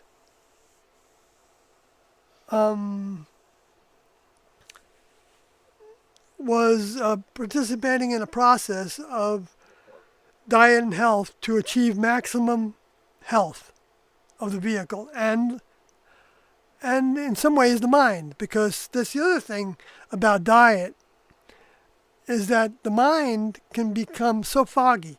An example is like, I'm going to bring up the example of alcohol again, and for me other substances do this to me. If I use too much of them or too often, I get to where I can't function. I can't do anything. I mean, I used to use a lot of marijuana, right? Smoking it. But I only used a little bit because my vehicle was so sensitive to it that even when I build up tolerance, to where ordinarily one hit or two hits could, give me the buzz I wanted, it would then take maybe 2 or 3 or 4. I had that kind of tolerance. But if I took that 2 or 3 or 4, I did that before I went out to play music at bars and stuff, because it took me out of myself. That's my excuse. If you want to use it as an excuse, I don't care what people want to label it. It's what I wanted to do, and it worked for me in that regard. And I wasn't hurting anybody, so it was my option. And so anyway, I would, if I took too much, I would get on the stage, and I would be like shaking in my my vibration, and I wouldn't be able to. I would feel like maybe I would fall down. My legs would feel a little shaky and wobbly, and that's happened to me, a bunch of times, to where I got to the point to where I don't want to do that. I don't want to be just sitting around shaking and thinking that I'm accomplishing something. I couldn't use the computer. I couldn't write and make any sense out of what I wrote. And so to me, that was a big interference. Now that can happen to different people in different ways, in different degrees, because of what they do or don't put into their body. Now, that doesn't mean that you can go overboard with that, but, and I was trying to remember this from before, that the problem with increasing the health of your diet it's not a problem, it's a choice, but to do it to be more virile, in other words, so that you can still produce babies, and have a healthy sex life, that would not be a next level way of doing it, reason for doing it. A next level way of doing it, reason for doing it, would be so that you can get the most out of your vehicle and the most clarity of thought for your vehicle so that you can be of service and you can change. Service is also having a better, more healthy vehicle. But to have a healthy vehicle and live for a longer period of time and never be of service to the next level, to me, it doesn't mean anything. I mean, true, I don't want to have aches and pains. So that's the reason why I stopped doing certain things, or I do other things a little more. Like I just recently, I got over Lyme's disease by using the Transfiguration diet, and but recently I've seen some swelling above my knee that I remember getting a lot of in my knee and my calves, not my calves, but my ankles and my feet and even toes. During the Lyme's disease, I had a lot of swelling, usually one leg at a time. Would go through having all those things swelled up to where I was hobbling around, but it didn't stop me from hobbling around. I still went out to gigs and played music and carried my drums, but the way I carried them was by lifting the drum up and then swinging it over to the next spot and then leaning on it so I wasn't putting any pressure on my knees because I would be in pain from it. And so I didn't give in to it to that degree. But I was able to manage it. I mean, it could have been far worse, and so I was glad it wasn't worse, but I used the diet to get out of that condition, and it just came back a little bit, like above my knee, and so now I'm going to put a little cayenne, because I stopped using cayenne pepper the way I was using it for a while. I was drinking it therapeutically, and it can be difficult on the system to use the way I do, but it's talked about in the Transfiguration diet, and I used it for 3 years in that therapeutic format of and so I don't know if I can do that anymore because I don't know if I think it might have affected my gut to some degree by using it that much. And so anyway, but I still want to go back to using more of it to see if that'll take care of balancing out the way that, I like to consume certain, and even need to consume carbohydrates, that boil down to being sugars in the body. And those sugars can feed certain disease. So, but there's a balance to it because we also need those carbs. In fact, I got over vertigo when I had it in the classroom, and I couldn't, I was spinning all the time, and the only way I could get relief from the spinning was to lay on my side. And that wasn't an ideal way to be. So at the time, that was stimulated by we were on these green drinks, pink drinks they were called, pink drinks, because the protein powder had a pink tinge to it, and we used, I think, apple juice as the water base, or part of the water base, and then we had different, we added wheat germ to it, and lecithin, and other things, but after we were on that for a while, that's when I came down with the vertigo, which also was associated with upset stomach, but that didn't continue. But then T and Do changed our diet from being strictly that protein drink diet, pink drinks, 3 times a day, I think, to adding a yeast roll.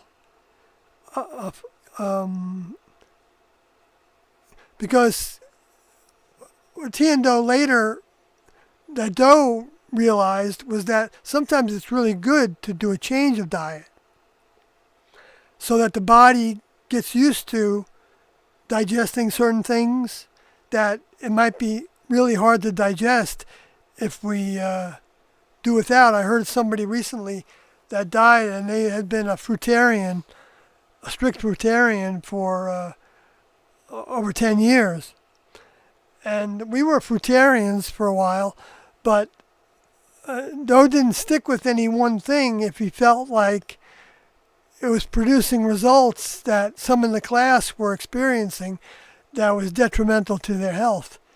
And so I don't think there's any one diet that should be stuck to religiously like that, as if it's the only way to eat, including the Transfiguration diet.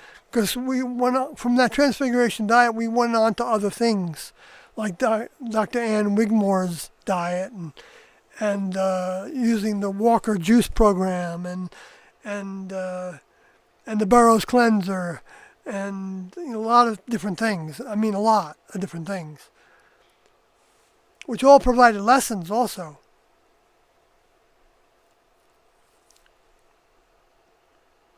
So anyway, I don't know how I got into that, but maybe before Finch asked about the diet program, Transfiguration Diet.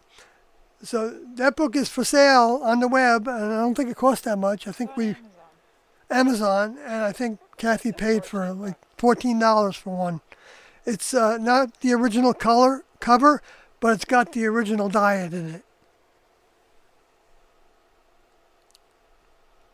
Because the group sold it to David Christopher, who took over from his dad, John Christopher, who started the School of Natural Healing, which is based in Utah. So you can order it through him if you don't want to go to Amazon to get it. He might just tell you to go to Amazon. Kathy and I met him a couple of years ago and got permission to actually use parts of the Transfiguration Diet. No problem with it. BBE says he was a gay man who could not come to terms with his sexuality. That's ridiculous. Yes, he became gay, if you want to use that term. In those days, that's one of the terms that was used to speak down to people who were attracted to the same gender. I don't think gay is a negative word for... Nowadays, it's not, right? I mean, the literal definition of the word gay means happy. But he came to terms with his sexuality. He eliminated his sexuality. That's coming to terms with it big time, believe me. You don't have to believe me. You may never experience that. All right. So, with that said, I think unless there's something else somebody wants to ask or comment about that's worthwhile, that isn't a bunch of rhetoric that they learned from the disjointed, dishonorable,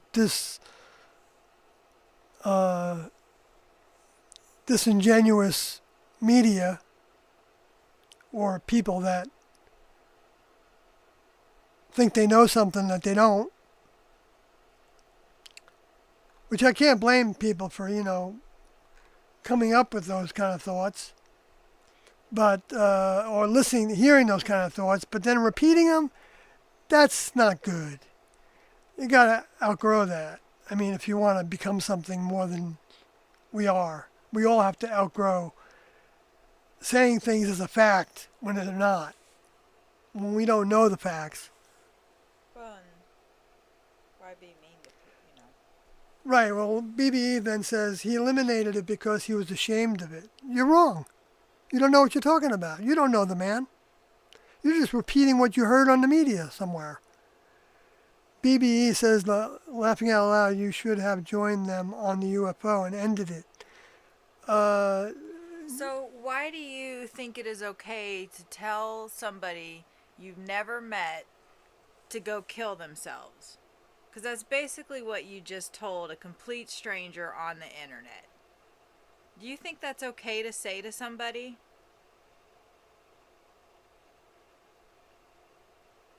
We'll wait for you to respond.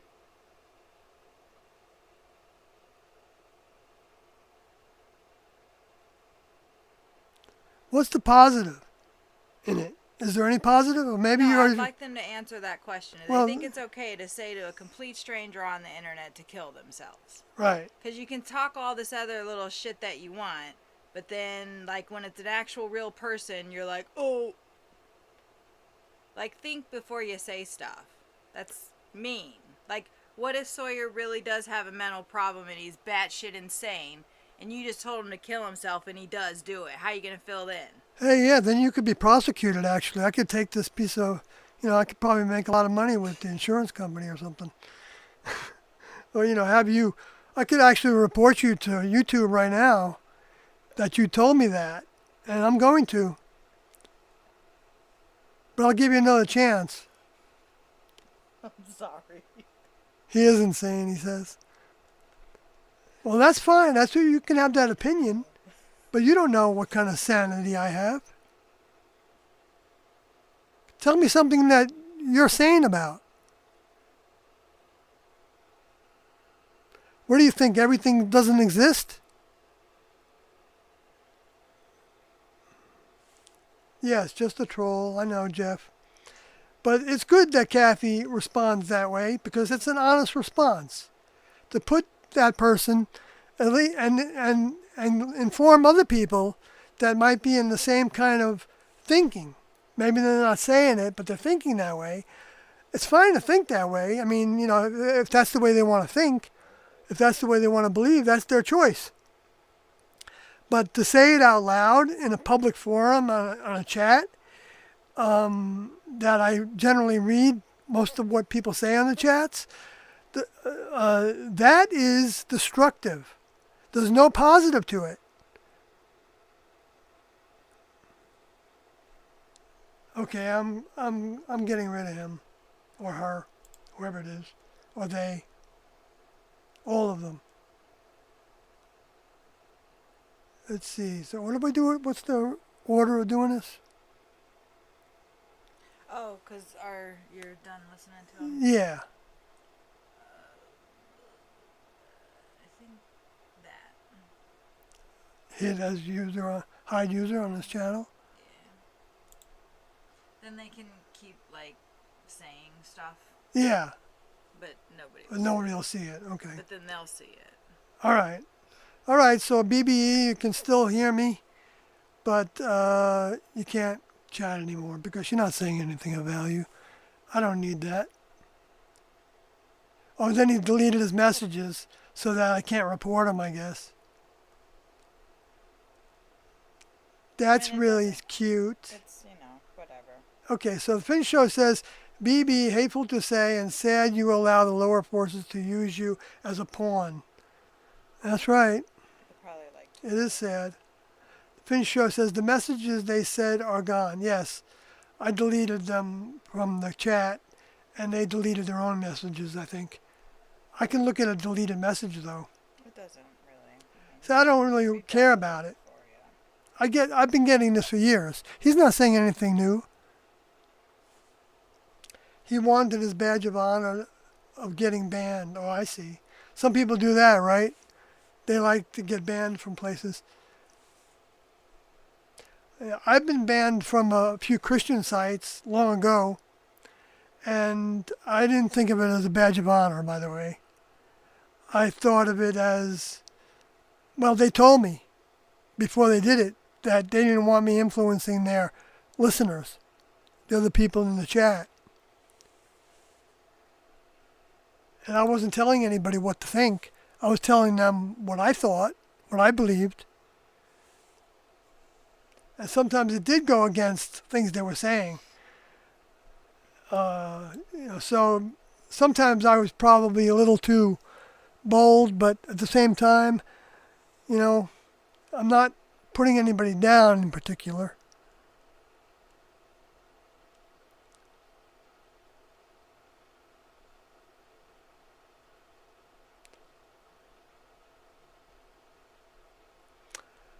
All right, well, with that said, that doesn't at all really ruffle my feathers that much. I've talked about it in ways that just now that may sound like I'm really ruffled by it. And yeah, I get more emphatic. I get more louder because it is upsetting. So if BB is happy with that he upset me a little bit, fine. I don't care that much about that. I'm upset about a lot of things, that I think can't. you were upset. No, not upset, but it's when I hear somebody saying something that they don't know about dough, Yeah, that is upsetting to me, and I think rightfully so. I mean, it's like calling anybody's friend nasty names or. Okay, there's another one chiming in here with making fun of us. I'm not going to even read it.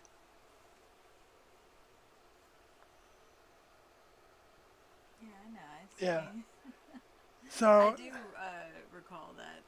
That's interesting. I think your necktie is a little too tight. Maybe it's a good time to end. Yeah, it's a good time to end because these folks are coming in here, and I was ready to end anyway. Yeah. Oh my gosh. What a putrid person. Oh gosh. Okay, I'm going to get rid of you too. Hide user. Goodbye. Don't say anything about it. Goodbye. I'm not going to tell you what I hid. Stupid. That's what they want. Everybody saw it anyway. But it is. You're gonna leave anyway, so. Funny. What's funny about it is not what he said. For anybody that saw that come across the screen, what's funny about it is that it's so stupid. It's so stupid. Stupid is as Trump, not Trump, but Forrest Gump said it, and he was a wise guy, right? I think he had some wisdom. But he said, stupid is as stupid does. Didn't he say that? Or did I just put that in there? I thought about watching that movie again because I haven't seen it for a long time. Yeah, let's watch it. It's long though, isn't it? Oh, another person's coming in. Okay, this is great. Let's get rid of you too. This is a good chance to get rid of a bunch of people. What's there? It's probably the same person coming in with different figures. So I'm going to end the stream. Wait.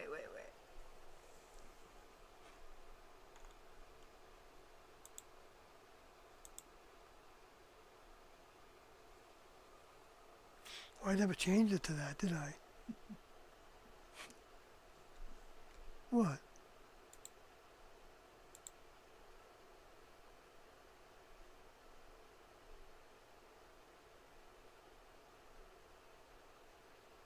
I can't see that far.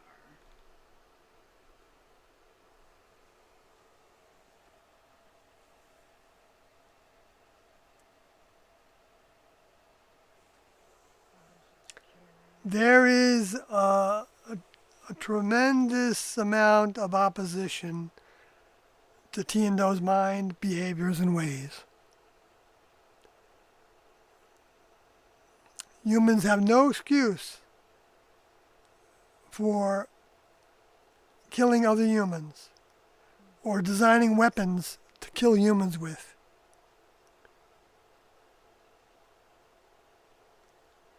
That's just one thing.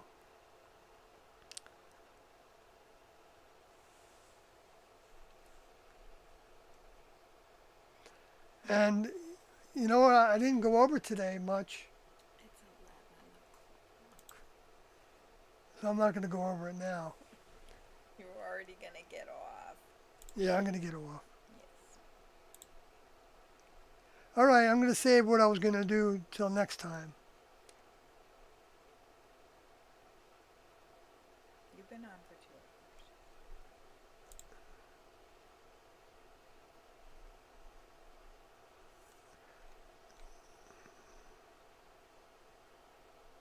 So good night, folks. It's been a pleasure. Look forward to another time.